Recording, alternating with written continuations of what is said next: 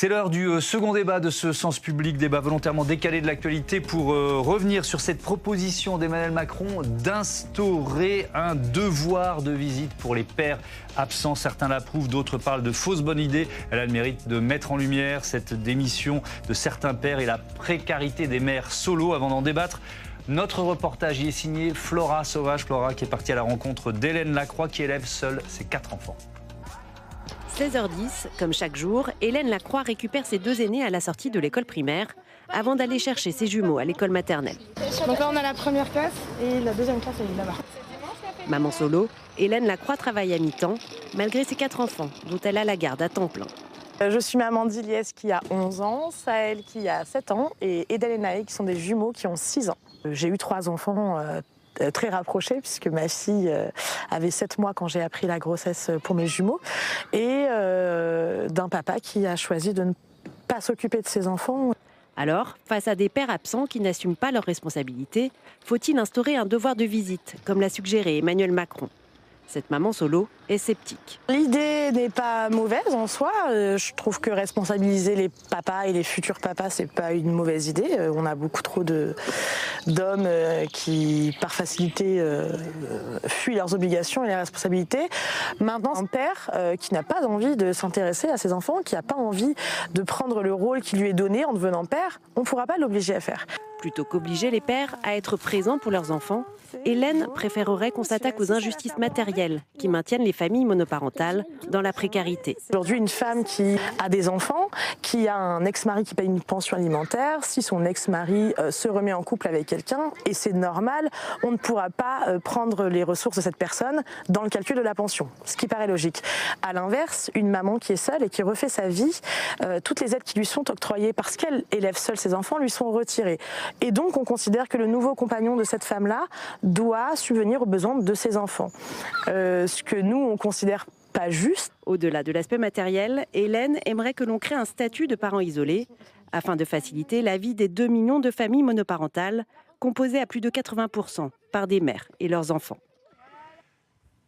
Comment responsabiliser les pères absents? On en débat avec Colombe Brossel. Bonsoir. Bonsoir. Bienvenue. Vous êtes sénatrice socialiste de Paris, rapporteure de ce rapport d'information famille monoparentale pour un changement des représentations sociétales. Barbara Régent, bonsoir et bienvenue. Bonsoir. Vous êtes avocate, médiatrice en droit de la famille au barreau de Paris et cofondatrice de l'association Avocats de la Paix. Julien Damon, bonsoir. Bonsoir. Bienvenue à vous, enseignant à Sciences Po, HEC, ancien directeur des études à la Caisse nationale des allocations familiales et auteur de ce livre « Les politiques familiales » aux éditions Presse universitaire de France. Et Mathieu Croissando, éditorialiste politique, est toujours à mes côtés. Le constat, pour commencer, quelques chiffres. Aujourd'hui en France, une famille sur 4 est monoparentale. Et si on rentre évidemment dans le détail, chiffre très important, 82% des parents isolés sont des femmes. Cet isolement, Colombe Brossel, il est souvent synonyme de précarité. C'est peut-être le point le plus important à relever de ce rapport d'information. Je citerai un 3e chiffre. 45% des enfants qui vivent seuls avec leur mère vivent sous le seuil de pauvreté. C'est absolument incroyable. Et finalement, ce qui unit toutes ces familles monoparentales, c'est la précarité ou la précarisation, la stigmatisation et donc le besoin d'être soutenu, accompagné et reconnu comme tel. La stigmatisation, ça existe encore dans notre société? On était impressionnés avec Béatrice Gosselin, avec qui on a mené cette mission. On est en 2024, on parle d'une famille sur 4. Enfin, remettons-le dans notre vie quotidienne. Ça veut dire qu'on emmène ses enfants à l'école le matin. Il y a une personne sur 4 statistiquement qui élève seule ses enfants. C'est le quotidien de tous, partout dans le pays. Oui, c'est la famille française d'aujourd'hui. Voilà, c'est partout, pour tout le monde. Et le mot qui est le plus revenu dans la trentaine d'auditions qu'on a menées, et notamment de la part de collectifs ou d'associations de familles monoparentales, c'est stigmatisation. Et c'est vraiment Par qui ? Alors, par son employeur, par le regard public, Oui. par les institutions, on nous a parlé de l'école, mais aussi une stigmatisation financière. On a beaucoup entendu parler dans nos auditions, par exemple, du fait que c'était inaccessible pour, alors pardon, je vais dire une maman, parce que c'est 82% de mères, hein, une mère solo, d'avoir une mutuelle qui soit convenable pour couvrir ses frais de santé, les siens et ceux de ses enfants. c'est compliqué d'avoir accès à des loisirs pour ces enfants. Et donc oui, stigmatisation, c'est le mot qui est revenu. Stigmatisation, précarité, c'est ce que vous voyez, vous, quand vous êtes confronté dans votre métier d'avocate à des mères solo? Bien sûr, en fait, malheureusement, les pensions alimentaires moyennes sont très basses. Elles sont de 170 € en fait, par enfant en moyenne. C'est très très bas parce qu'on sait, selon les calculs de la Fondation des femmes, que c'est 625 € le coût d'un enfant. Donc il faut effectivement travailler sur cette paupérisation, alors stigmatisation certainement, mais paupérisation qui est beaucoup plus préoccupante. Alors, et je reprends le nom de votre association pour bien le comprendre. Avocats de la paix, vous priorisez les modes amiables de règlement des différends. Est-ce que c'est toujours possible de mettre les deux parents autour de la table? Alors, il y a deux mots que je ne prononce jamais, c'est toujours et jamais, vous voyez. Vous avez raison. Voilà, parce qu'effectivement, on ne peut pas toujours, malheureusement, mettre tout le monde autour de la table. Mais on sait que globalement, si on travaille, entre avocats formés notamment, mais pas que, hein, on peut tout à fait réussir avec un confrère à réussir à pacifier un dossier. Si on choisit ce que l'on souhaite faire, c'est beaucoup plus facile, c'est beaucoup plus accepté que lorsqu'on subit une décision judiciaire. Donc l'amiable, c'est choisir et non pas subir, et c'est décider ensemble en toute transparence de ce que l'on souhaite. On l'a dit, 25% des familles françaises sont monoparentales, c'était seulement 10% dans les années 70. Julien Damon, est-ce que notre politique familiale, elle s'est suffisamment adaptée ou alors pas du tout à cette nouvelle donne? Est-ce qu'on a encore souvent le logiciel des années 80 ou 90? C'est vrai qu'on a une politique familiale qui a des racines anciennes au 19e siècle, qui est un peu fondée sur le moment de la sécurité sociale 1945, avec Monsieur Gagne-Pain et Madame au foyer. Mais tout ceci a énormément évolué. Dans les années 70, quand en effet une famille sur 10 était une famille monoparentale, on a commencé à créer des prestations spécialisées. On a créé l'allocation parents isolés, on a créé ce qu'allait devenir l'allocation de soutien familial, enfin au-delà des noms bureaucratiques, on a beaucoup agi. C'est pour cela que je suis d'accord sur la situation de fait. Il n'y a pas d'autres cellules familiales plus pauvres que les familles monoparentales. Mais c'est un effet simple. C'est-à-dire qu'il n'y a qu'un seul apporteur potentiel de ressources. En revanche, sur la stigmatisation, je nuancerais par les efforts considérables qui sont faits, et ce, depuis 3-4 décennies, en direction de ces cellules monoparentales qui sont celles qui, il est vrai, prennent de plein fouet les transformations économiques et dans la vie quotidienne, les difficultés de la gestion d'enfants, qu'il s'agisse de leur responsabilité éducative, qu'il s'agisse de les nourrir tout simplement. Mais par rapport à la question que vous me posez, si les politiques familiales se sont peut-être insuffisamment, incomplètement adaptées, elles se sont tout de même puissamment tournées vers les familles monoparentales. Et on ne l'a pas forcément intégrée, parce que si cette stigmatisation est exprimée, ça veut dire que la société française n'en est pas consciente. Moi, je trouve que si. Peut-être ce rapport démontrera-t-il le contraire. Mais en tout état de cause, aujourd'hui, une fille-mère, une femme divorcée ou un père séparé ne sont plus montrés du doigt. Ceci est devenu si commun que, dans une certaine mesure, c'est devenu une habitude. Un mot de réponse là-dessus. Je vous donne un exemple. Vous vous séparez de votre conjoint. Vous allez sur Internet pour savoir quel sera le montant de votre pension alimentaire. On va vous poser 3 questions. Le nombre d'enfants que vous avez, le mode de garde et le niveau de ressources de celui qui va devenir votre ex-conjoint. Est-ce qu'à un moment donné, on vous demande combien vous gagnez et de quoi vous allez avoir besoin comme pension alimentaire pour élever vos enfants? Jamais. On voit bien qu'autour de la pension alimentaire et du travail nécessaire sur le montant de cette pension alimentaire, derrière, quelle violence, quand vous vous séparez ou que votre conjoint se sépare de vous, quelle violence que jamais on ne vous demande à vous de quoi vous allez avoir besoin. Donc oui, cette stigmatisation, elle a été exprimée et je redis, nous on était très surprises que ce soit le mot le plus employé. Alors, on va avancer dans ce débat parce qu'on est souvent transparent avec nos téléspectateurs, Mathieu. On a décidé de l'organiser tout simplement après avoir lu cette interview d'Emmanuel Macron dans le magazine Elle, et avec ce passage qui a marqué les esprits, je vous le repropose. Voilà, Emmanuel Macron qui nous dit: il doit y avoir non seulement un droit, mais un devoir de visite. Un devoir de suivi, d'éducation, de poursuite du projet parental au-delà du couple. C'est ça la clé. Un projet parental ne doit pas s'arrêter à la séparation d'un couple quand elle a lieu. Devoir de visite. Ces mots, Colombe Brossel, qu'est-ce qui vous ont provoqué comme première réaction? Qu'est-ce que ça vous inspire, cette idée? Alors, qu'il y ait nécessité de garder l'aspect de responsabilité individuelle. Oui. quand un couple se sépare, ça me paraît normal et nécessaire. Mais je trouve que, une fois de plus, Emmanuel Macron prend les choses par le petit bout de la lorgnette. Commençons par travailler sur le montant moyen des pensions alimentaires. Travaillons à faire en sorte qu'on n'ait plus 30% des pensions alimentaires qui sont dues qui ne soient pas versées. 30% des pensions alimentaires ne sont pas versées. Si vous voulez bien, on va en reparler, parce que notre débat, il est là pour ça. Mais sur le principe, l'idée d'un devoir de visite. Ça, c'est de la responsabilisation du père dans 82% des cas.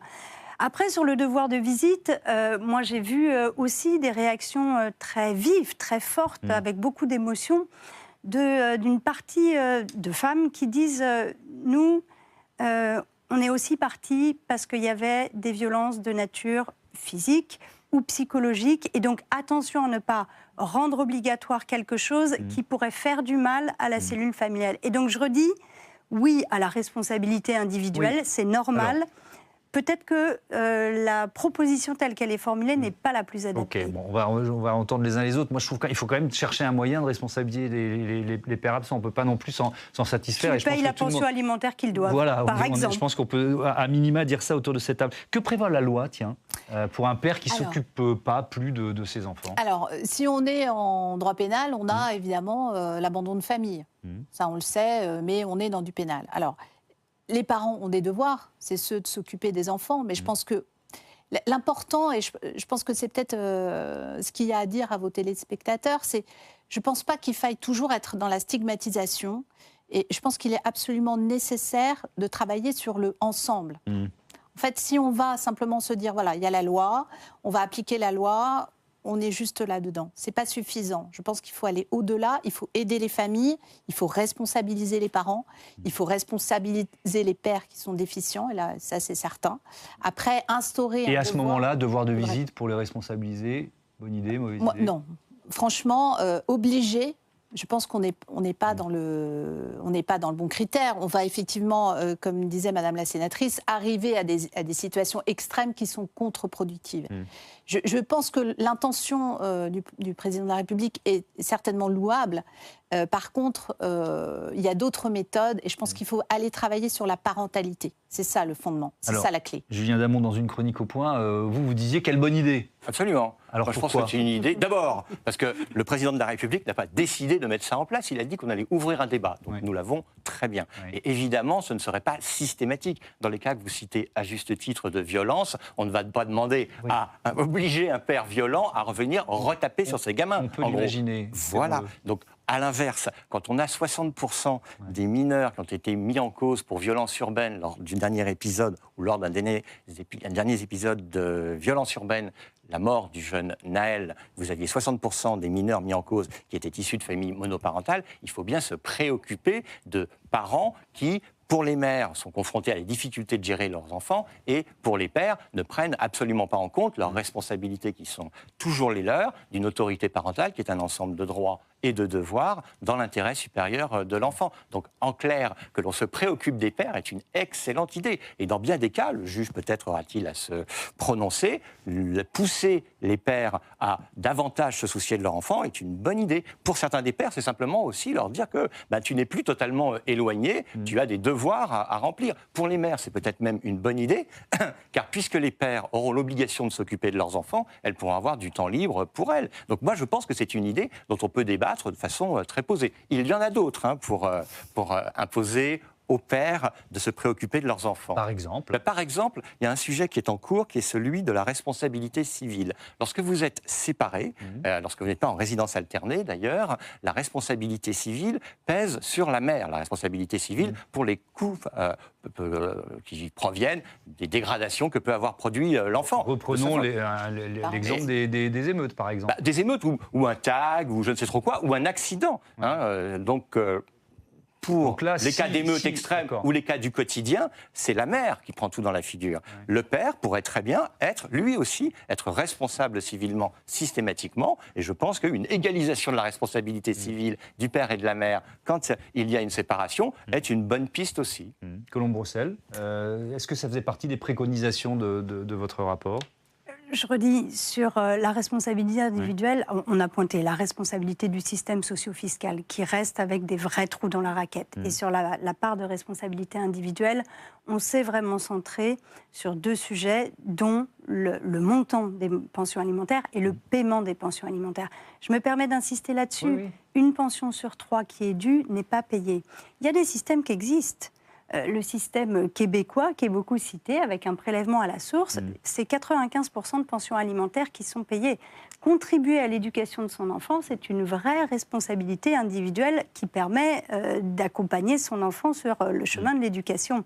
Donc, voilà, commençons par les... Est-ce que ça résoudra tout pour autant? Non, mais aucune mesure... Il faut évidemment résoudre ce problème des pensions alimentaires. Et vous avez vu, je vous ai répondu très spontanément. Aucune des mesures ne résoudra tout.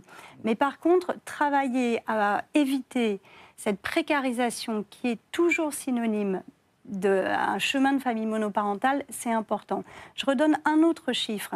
Lorsqu'un couple se sépare, dans l'année qui va suivre la séparation, la femme va perdre 25% de son revenu, l'homme 12%. On voit bien que c'est un sujet d'inégalité. Et c'est pour ça qu'on l'a pris comme comment on lutte contre ces inégalités. Barbara Régent, est-ce qu'il y a moins de pères démissionnaires dans les catégories socio-professionnelles les plus aisées, ou est-ce que finalement ça c'est une idée reçue? Ça touche tous les milieux. Hein. Ça touche tous les milieux. Ça touche tous les milieux. Et je reviens sur les chiffres de Madame la sénatrice. Je crois même que parfois c'est 3% de différence. Et on la voit, cette différence, vraiment au quotidien. Donc il faut travailler sur des moyens, je pense, de rééquilibrer la finance dans le couple. Et c'est d'ailleurs l'objet d'une des propositions que j'ai déposées à Madame la ministre Sarah El Haïry pour justement aller anticiper sur les aspects patrimoniaux avec une information qui me semble absolument indispensable des couples pré-union, que ce soit avant... Attendez, pour bien comprendre. Oui. Avant de se marier? Avant de se marier. Qu'est-ce qu'on donne comme info?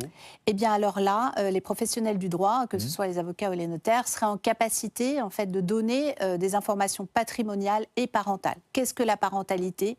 Qu'est-ce que, finalement, l'équilibre financier dans le couple? Comment on y travaille? En fait, je suis vraiment dans le travail de la prévention et je pense qu'il y a tout un champ en fait, à aller explorer de ce côté-là, parce qu'aujourd'hui, on est finalement en train de mettre des pansements sur des jambes de bois, mais on ne va pas travailler suffisamment en amont sur tous ces aspects. Alors, on va continuer d'explorer des pistes, des propositions, notamment que vous avez pu faire, Madame la sénatrice. Mais Mathieu, si on jette un petit coup d'œil dans le rétroviseur, on a commencé à le faire tout à l'heure avec Julien Damon.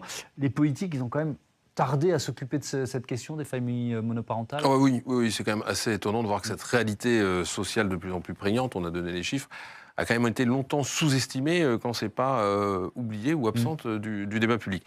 Historiquement, Julien Damon le rappelait, c'est dans les années 70 que le sujet apparaît dans le débat public à l'occasion de la création notamment de cette fameuse allocation parents isolés. Pour vous dire, la réflexion s'était engagée à propos des veufs, enfin des familles où il y a un parent veuf à l'époque, c'est pour vous dire quand même comment les temps ont changé.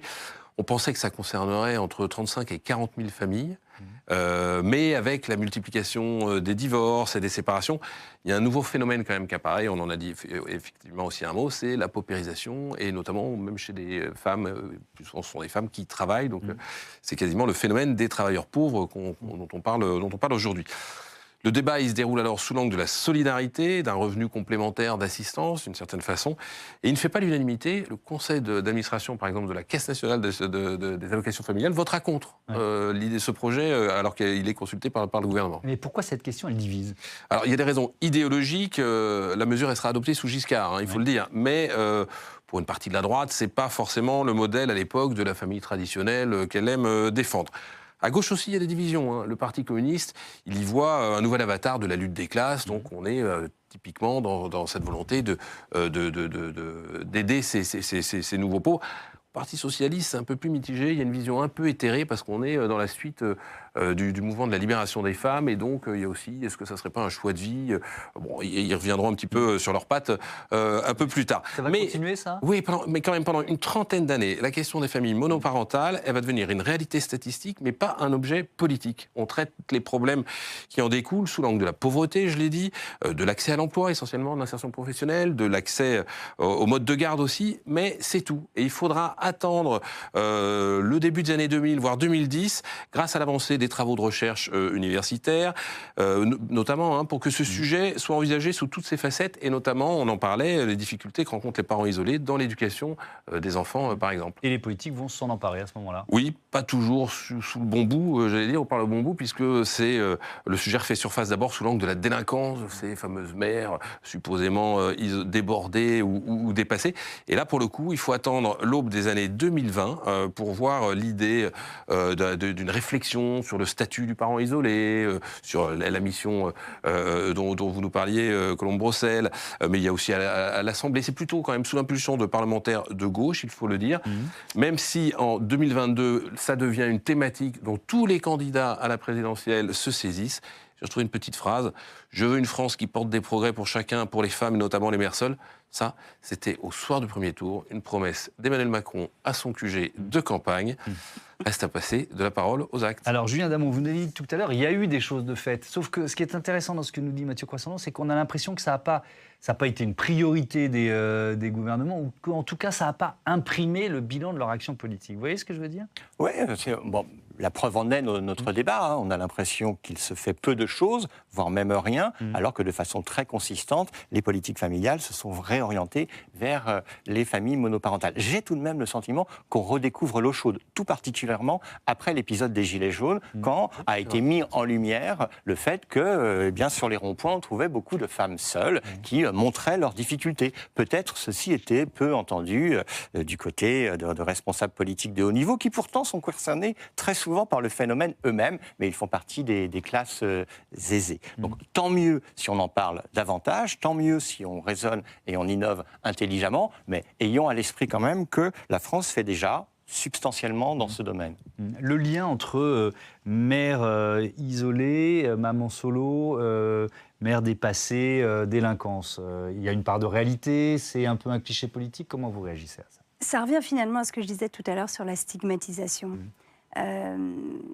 Oui, mais le chiffre des émeutes après la mort de Naël lors d'un contrôle de police, ils sont là quand même. Conférence de presse du président de la République il y a quelques mois de cela, pendant 2 heures, où il va très loin dans le niveau de détail des mesures qu'il souhaite que son gouvernement prenne.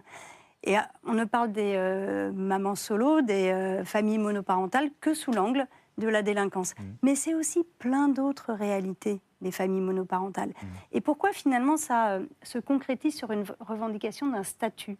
C'est finalement pour lutter contre cette stigmatisation et puis pour être reconnue en tant que telle, comme une famille sur 4, avec des besoins d'accompagnement. Et sur la parentalité, c'est l'un des sujets sur lesquels on fait des propositions, parce qu'il y a un besoin d'accompagnement à la parentalité et une demande d'accompagnement à la parentalité. Il y a un certain nombre d'études qui ont été faites où, par exemple, ce sont les familles monoparentales qui demandent le plus à être accompagnées dans leur relation avec l'école. Ça, ce sont des choses qu'il faut mettre en place. On a des pistes de travail pour avancer, mais c'est vrai que les familles monoparentales, ça a longtemps été un impensé des politiques publiques affirmées en tant que telles. Avec cette idée qu'il faut passer du couple à une coparentalité. Exactement. C'est évidemment deux notions très différentes. Ça fait partie des informations ou des modes de pensée que vous cherchez à partager dans ces réunions amiables là, que vous organisez? Tout à fait. L'idée, c'est vraiment que cette parentalité... Excusez-moi, j'ai un petit chat dans la gorge. Ah, c'est l'heure du chat dans la gorge, donc on va vous laisser boire un verre d'eau. Si ça va mieux, vous pouvez répondre. Sinon, je change de question. Alors, je vais donner la parole. La CNAF, par exemple. Je donne un exemple, comme ça, je vous laisse avaler le chat. La CNAF, la Caisse nationale d'allocation familiale, accompagne maintenant les couples qui se séparent pour que chacun ait connaissance de ses droits et pour que les séparations puissent être accompagnées. Ça, c'est une innovation qui est assez récente, mais qui marche. 20 ans, Pas dans la façon dont c'est maintenant mis en place, de façon systématisée, si je peux me permettre. En tout cas, ça se développe, mais c'est à 20 ans. Ce n'est pas ce que nous disait le directeur général de la CNAF. Qui est un très bon directeur général, mais quand j'étais à la CNAF, je vous assure, il y a 20 ans, on mettait ça en place. C'est intéressant ce que vous dites, parce qu'on a cette impression, pardon de vous interrompre, mais que des choses sont faites et on les oublie aussi vite.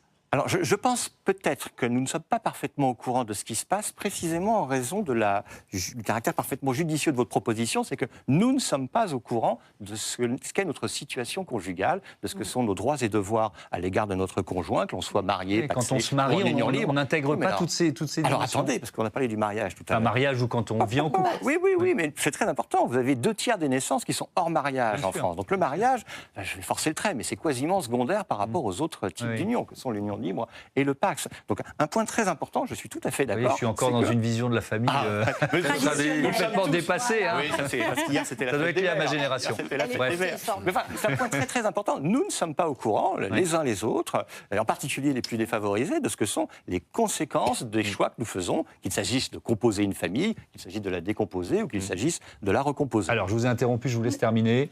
Non, mais des lieux de répit. Oui. Parce que être une famille monoparentale, c'est assumer tout le temps tout, et donc ne plus avoir de temps à soi. Des lieux de répit, là aussi, il en existe, financés par la Caisse nationale d'allocation familiale. On peut laisser ses enfants qui pratiquent une activité encadrée et avoir du temps pour soi. Ça, par exemple, ça fait partie des propositions qu'on porte. Il en faut au moins une par département. Barbara Régent, que mettez-vous en place? Expliquez-nous. Alors, justement, l'idée, c'est vraiment de travailler sur qu'est-ce que la coparentalité. C'est de travailler ensemble avec les familles et partager le temps aussi. Comment on fait pour mieux partager le temps, pour investir les papas dans ces problèmes de parentalité et puis le rôle du quotidien. Parce que élever un enfant, on le sait parfaitement, c'est du temps. Les charges quotidiennes, elles reposent très souvent sur les femmes.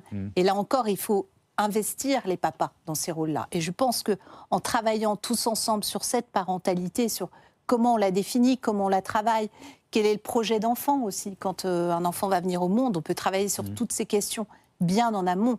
Et en travaillant sur ces questions, on y arrive. Est-ce que quand il y a un divorce ou une séparation, parce que ce n'est pas forcément un mariage, avec des jeunes enfants, les enfants sont quasi systématiquement confiés l'essentiel du temps à la maman? Ça dépend.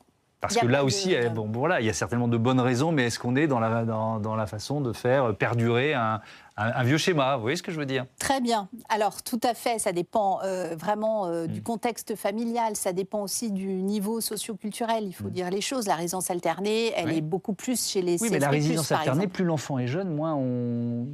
Oui, on alors... propose, vous voyez ce que je veux dire? C'est un week-end sur deux, mais le reste du temps, c'est plutôt chez la mère.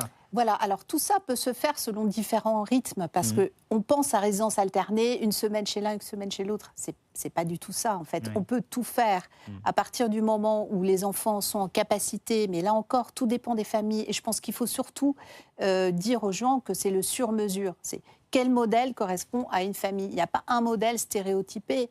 Et je pense qu'il faut vraiment laisser la place à ces familles de construire des projets ensemble. Puisqu'on est sur le modèle familial, j'écoutais il y a quelques jours sur France Info le sociologue Jean Viard qui disait est-ce qu'il ne faudrait pas aussi changer le nom des écoles maternelles?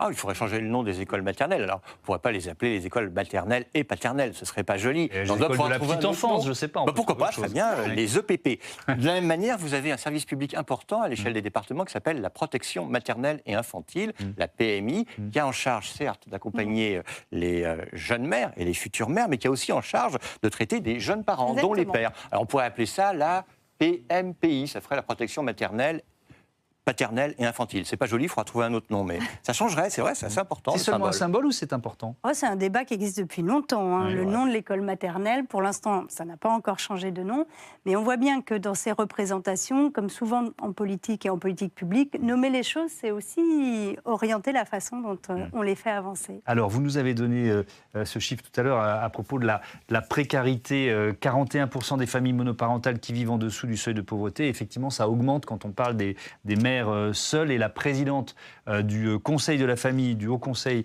de la famille, j'y arrive, de l'enfance et de l'âge, je rappelais cela lors de son audition, c'était en janvier dernier au Sénat. On écoute Hélène Périvier. Au moment de la séparation des couples, il y a une baisse de niveau de vie pour les deux nouveaux foyers, à la fois le parent dit gardien, c'est-à-dire le parent qui va avoir la garde principale de l'enfant, et le parent dit non gardien, c'est-à-dire celui qui n'aura pas la garde principale de l'enfant et qui du coup sera amené à verser ce qu'on appelle une C3E, c'est-à-dire une pension alimentaire, au titre de ses devoirs de contribuer à l'éducation de ses enfants. Donc cette perte de niveau de vie, elle est temporaire et assez faible pour le parents non gardiens, qui sont le plus souvent les hommes. Elle est par contre très importante. Il y a un travail de l'INSEE qui montre que c'est à peu près 19% de perte de niveau de vie des mères au moment de la séparation. C'est en tenant compte à la fois des transferts publics et des transferts privés. C'est donc une fois que les pensions alimentaires ont été versées lorsqu'elles le sont, et une fois que le système social et fiscal est venu compenser un certain nombre de points pour soutenir ces familles. Donc une perte de niveau de vie substantielle qui affecte évidemment les mères et leurs enfants. Voilà, et j'accueille de nouveau Steve Jourdain sur ce plateau pour rentrer un petit peu plus dans le détail de ce travail de la délégation aux droits des femmes du Sénat, qui alerte donc sur le manque de reconnaissance du modèle des familles monoparentales. Oui, vous avez mentionné plusieurs chiffres tout à l'heure, Thomas. Il faut les rappeler peut-être parce qu'ils sont éloquents. En France, une famille sur 4 est donc une famille monoparentale. Ça concerne 2 millions de familles en France, plus de 3 millions d'enfants. Dans 82% des cas, c'est une femme donc qui est à la tête de la famille. Les situations sont très diverses. Ça peut faire suite à un divorce dans 34% des cas ou à une séparation après une union libre dans 41% des cas. Ce sont des familles particulièrement vulnérables. Selon l'INSEE, 46% des enfants qui vivent seuls avec leur mère sont touchés par la pauvreté. Et donc le Sénat formule plusieurs propositions pour lutter contre ces difficultés. Oui, 10 propositions au total. La plus forte ou la plus symbolique peut-être, c'est la volonté de créer une carte de famille monoparentale, création à titre expérimental dans un premier temps. Concrètement, en quoi ça consisterait, Thomas ? Eh bien, c'est un peu à l'image de la carte famille nombreuse. Ça permettrait par exemple de bénéficier d'avantages ou de tarifs préférentiels pour certaines prestations. On pense au transport public, aux mutuelles, aux cantines scolaires ou encore aux colonies de vacances. La carte serait facultative. Il faudrait en faire la demande chaque année. Et cette carte, elle permettrait aussi de bénéficier d'une sorte de flexibilité supplémentaire au travail, c'est ça ? C'est en tout cas une demande de certains employeurs qui se disent favorables à la mise en place de dispositifs plus souples pour ce type de salariés. Il y a plusieurs pistes qui sont avancées. Par exemple, la possibilité de bénéficier davantage de jours de télétravail ou encore la liberté d'avoir des horaires de travail plus flexibles. Il faut dire que certains parents solos ont besoin de partir plus tôt du travail à cause de problèmes de garde d'enfants, par exemple quand un enseignant est absent. Et dans ce cas-là, eh bien, c'est l'ensemble de l'organisation de l'entreprise qui est bousculée. Et puis la carte de famille monoparentale permettrait aussi aux salariés de justifier les aménagements, les avantages, les faveurs dont ils bénéficient au boulot auprès des autres salariés. Thomas. Et puis d'autres propositions dans ce rapport. Responsabilité plus responsabiliser le parent qui n'a pas la garde de l'enfant. Voilà, l'idée est d'augmenter sa participation aux coûts d'entretien et d'éducation de l'enfant. Aujourd'hui, plus d'un ex-conjoint sur 4, ne verse pas de pension alimentaire. La pension alimentaire est en moyenne de 190 € par mois et par enfant. Le Sénat demande une réévaluation de ce barème. Les rapporteurs évoquent aussi la possibilité de passer au prélèvement à la source en matière de pension. L'objectif, c'est de lutter contre les impayés. Merci beaucoup, Steve, pour toutes ces informations. Colombe Brossel, carte de famille monoparentale. Je démarre là-dessus parce que c'est peut-être la mesure la plus emblématique que vous avez évoquée dans ce rapport. Il y a aussi, quand on met ça en rapport avec la carte de famille nombreuse, c'est aussi un message politique que vous envoyez. Oui, et puis on a essayé d'avancer sur le chemin de la reconnaissance, je le disais, c'est vraiment un point important, et de répondre aux questions concrètes qui nous étaient posées. Je rajoute un exemple par rapport à ce qui était très bien dit, moi j'ai plus rien à faire. On a rencontré des employeurs qui nous ont dit, nous on voudrait pouvoir, dans une entreprise où on a beaucoup de femmes, et donc beaucoup de femmes qui élèvent seules leurs enfants, pouvoir doubler le nombre de jours de congés pour enfants malades. Votre enfant est malade, vous êtes en couple, vous avez 2 fois 3 jours. Vous êtes seul, vous avez 3 jours. Mais votre gamin ne va pas diviser par 2 le nombre de jours où il aura des otites et des angines. Et donc pouvoir doubler le nombre de jours pour enfants malades pour des familles monoparentales, Je peux le faire dans le cadre d'un accord de RSE dans mon entreprise, mais pour ça, donnez-moi un cadre. Et donc, cette carte de famille monoparentale, elle permettait de pouvoir répondre aux situations concrètes posées par les collectifs et associations qu'on a rencontrés et pouvoir fournir un cadre protecteur à des entreprises qui ont envie d'avancer sur le sujet. Ça nous paraissait être un bon premier pas sur le chemin de la reconnaissance des familles monoparentales. Julien Damon, votre idée, ça coûterait cher, tiens, une carte de famille monoparentale? Ça dépend de ce que serait son contenu. Hein. Oui. Sinon, je suis plutôt dubitatif, mais ça s'est versé au débat. C'est la même idée, c'est une idée similaire à celle de créer un statut du beau-parent. Puisqu'il y a de plus en plus de beaux-parents dans les familles recomposées, paf, l'idée revient de façon récurrente de créer un statut du beau-parent. Mais quel serait son contenu exact, ce statut du beau-parent? Tout comme quel serait le contenu exact, même si vous en listez certains points de cette carte de famille monoparentale, eh bien, je trouve que c'est très compliqué en réalité. De surcroît, ça me fait penser un peu au statut de pauvre, finalement. Si on avait une carte de pauvre, eh ben voilà, oui, je vous vois avec des gros yeux comme ça, moi je vous dis ça, à quoi me fait penser une carte de famille monoparentale, ça, ce serait, puisque vous employez souvent le mot, à mon avis, de la stigmatisation de pour terminer, il y aurait des sujets de contrôle. Comment contrôle-t-on la condition d'isolement pour les familles nombreuses? C'est pas un sujet de conditions de ressources, c'est pas un sujet très compliqué que de savoir si vous avez plus de 3 enfants. Pour les familles monoparentales, il faudra que quelqu'un se déclare parents isolés, et il faudra que ceux-ci puissent être contrôlés. Donc, je pense qu'il y a plein de sujets techniques. Peut-être pourrais-je être convaincu à la suite de l'instruction technique du dossier, mais je suis dubitatif. Alors, attention à la stigmatisation. Voilà. Que répondez-vous à ça? L'administration fiscale, c'est très bien, quand on est une famille monoparentale, on coche la castée dans sa déclaration de revenus. Donc, ça, parce qu'on coche que c'est vrai. Oui, non, mais c'est une donnée qui est connue et qui n'est pas plus stigmatisante. Pourquoi on est parti sur le modèle de la carte famille monoparentale? Et en effet, en s'adossant à ce qui existe pour les cartes de famille nombreuses, les familles qui n'ont pas envie de faire cette demande ne le font pas.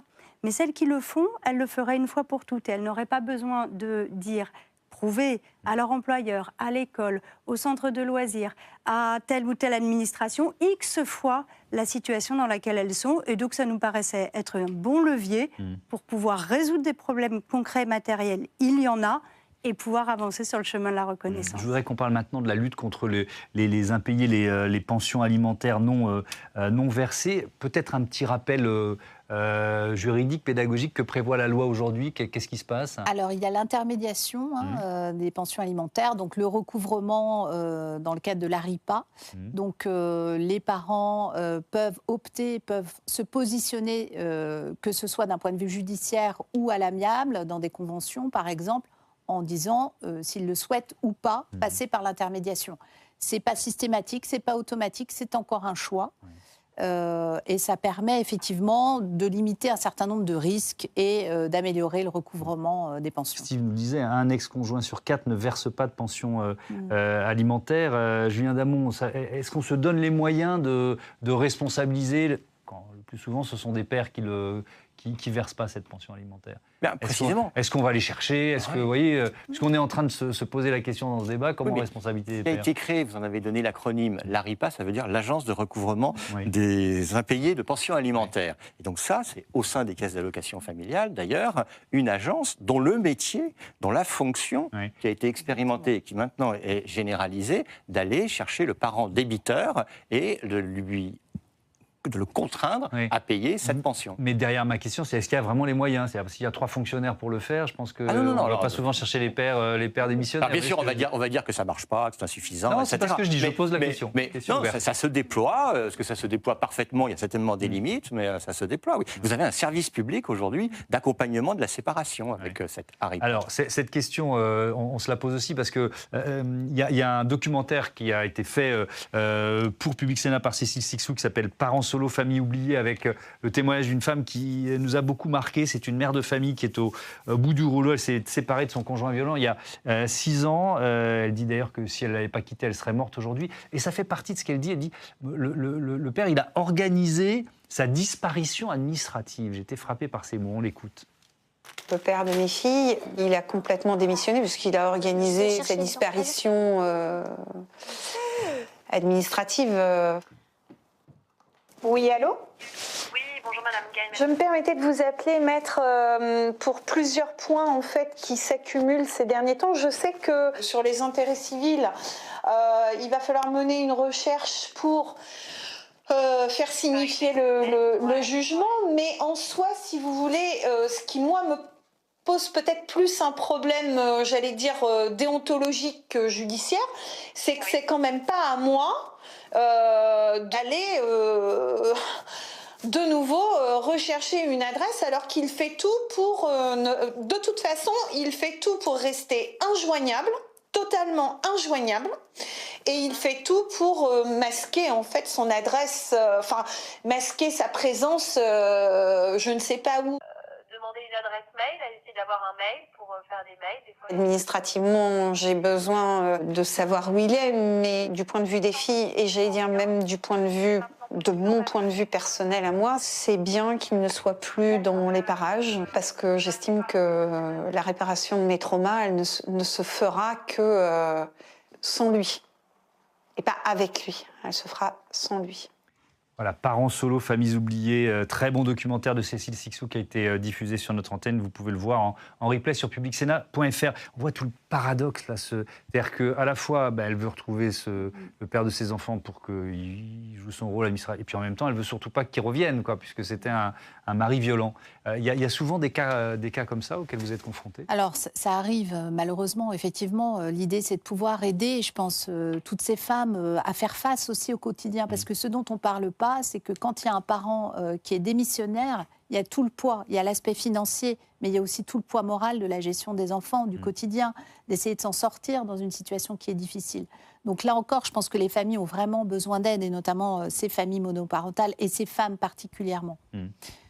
Vous expliquez, Colombe Brossel, il y a des démarches pour aider les mamans solo ou les mères solo à justement retrouver les maris démissionnaires? Alors, il y a un autre sujet, c'est les conjoints qui organisent leur insolvabilité. Oui, ça rejoint un peu ce qui est à peu près le volant financier. Et ça, on a été très marqués avec ma co-rapporteure, parce qu'on a interrogé beaucoup des institutions qu'on a auditionnées sur ce sujet-là, et on n'a jamais eu beaucoup de réponses ou beaucoup de pistes de travail. Donc on voit qu'il reste encore plein de sujets sur lesquels avancer.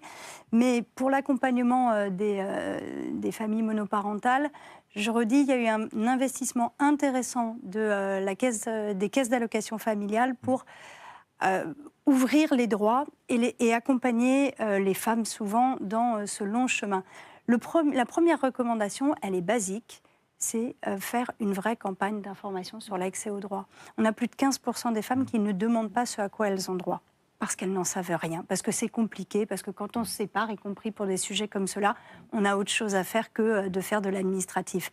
Et donc, il faut vraiment qu'on puisse continuer cet accompagnement. Il y a un dernier thème que je voudrais aborder, Julien Damon, avec vous, la sortie de la monoparentalité. C'est-à-dire que aider ces parents solos à retrouver un conjoint. Oui. Non, mais je pense qu'on est toujours en train de parler d'accompagnement des séparations, on est toujours en train de parler de prestations monétaires pour compenser l'absence d'un parent. On oublie deux choses. D'abord, on peut faire de la prévention de la séparation. Alors, ça ne veut pas dire interdire le divorce ou quoi que ce soit. Ça veut dire que si on finance de la médiation familiale pour accompagner les séparations, on peut aussi financer du conseil conjugal pour accompagner les gens qui se posent des questions et qui souhaiteraient rester ensemble. Car la meilleure solution à la monoparentalité, c'est, pardon pour le terme, mais tout le monde le comprendra, la biparentalité. Et la deuxième chose, quand la séparation a lieu, quand il y a une famille monoparentale, et moi je trouverais heureux que les caisses d'allocation familiale fassent aussi tout ce qui peut être fait pour que ces personnes puissent rencontrer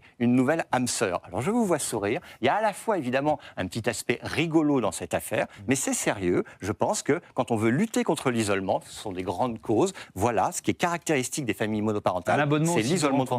Abonnement au site de rencontre, création d'un service public mythique.gouv.fr, tout ce que vous voudrez, balle des CAF, peut-être chose immédiatement plus concrète, permettre aux jeunes femmes, plus ou moins jeunes d'ailleurs, ou aux hommes en situation de monoparentalité, d'avoir un temps, vous disiez un lieu de répit, mais un temps de répit pour pouvoir aller dans un restaurant ou une boîte de nuit. L'essentiel, c'est de prévenir et, si c'est possible, d'aider à recomposer. Allez, on termine là-dessus. Merci beaucoup, merci à toutes et à tous d'avoir participé à ce débat. Je rappelle le titre de votre livre, Julien Damon, Les politiques familiales, qui est publié aux Presses universitaires de France. Voilà, merci à tous d'avoir participé à ce Sens Public. Je vous dis à demain pour un nouveau numéro. Et puis notez que l'invité de la matinale, demain sur Public Sénat, Oriane Mancini reçoit Alexis Corbière, le député LFI de Seine-Saint-Denis. Ce sera à 8h du matin. Belle soirée à toutes et à tous.